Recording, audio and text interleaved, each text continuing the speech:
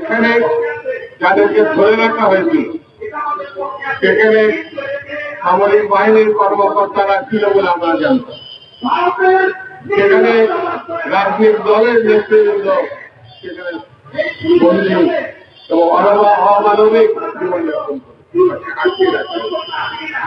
এর বিরুদ্ধে যেসব সংগঠন কাজ করেছে, যে সাংবাদিকরা কাজ করেছে, গতকাল আমরা দেখলাম সেসব সাংগঠনের কোন নেতা নেত্রীকে সেখানে আহ্বান করা, দেশের কোন সাংবাদিককে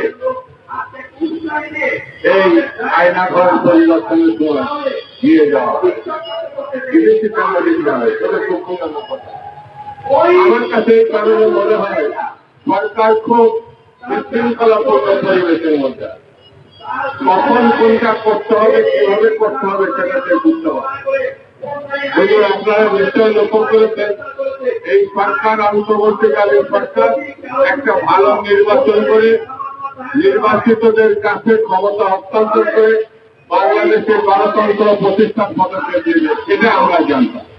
কিন্তু প্রতিনিয়ত যেমন শেখ হাসিনা বলতো উন্নয়ন, আর এই কথা হচ্ছে সংস্কার, কথায় কথায় সংস্কার, কোন জায়গায় সংস্কার, কিসের সংস্কার, এটা দৃশ্যমান না।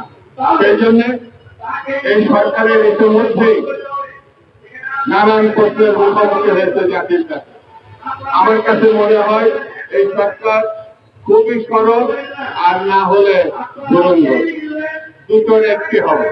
এই সরকার তার নিরপেক্ষতা ইতিমধ্যে নিজেরাই প্রস্তাবিত করে, নিজেরাই রাজনৈতিক দল গঠনের জন্য এই প্রধান উপদেষ্টার পাশে উপদেষ্টা হিসেবে যারা আছে তারা কাজ করেছে এবং পত্র পত্রিকা আসছে, এদের মধ্য দিয়ে কেউ না কেউ ওই রাজনৈতিক দল নেতৃত্ব আসলে বলবে। কিন্তু তাই বটে তাহলে সরকারের উচিত হচ্ছে তার নিরপেক্ষতা হারানোর কথা বলে পদত্যাগ করে একটি কেয়ারটেকার সরকারের হাতে ক্ষমতা হস্তান্তর। আমরা জানি কেয়ারটেকার সরকার 90 সালের পরে 91 সালে জাস্টিস শাহাবুদ্দিন সাহেব কত সুন্দরভাবে একটি নির্বাচনের এদেশে ব্যবস্থা করেছে।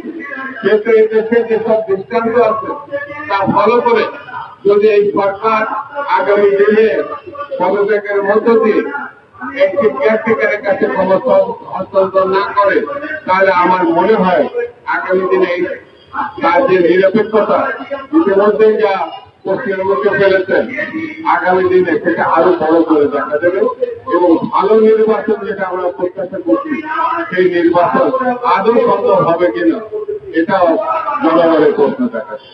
সেই কারণে আমি বেশি বক্তৃতা বলে তোদের কথা বলি, বিচার এবং একটি ভালো নির্বাচন পদক্ষেপ না নিলে সময় বয়ে যাচ্ছে। এই সময় যত বয়ে যাবে ভবিষ্যতে আরো বিতর্ক বিশৃঙ্খলা দেখা দিতে পারে। সেই জন্য বিলম্বে এই সরকারকে পদক্ষেপ নিতে হবে আর জনগণকে ঐক্যবদ্ধ থাকতে হবে। জনগণকে ঐক্যবদ্ধ থাকা ছাড়া কোন মুক্তির কোন পথ নেই।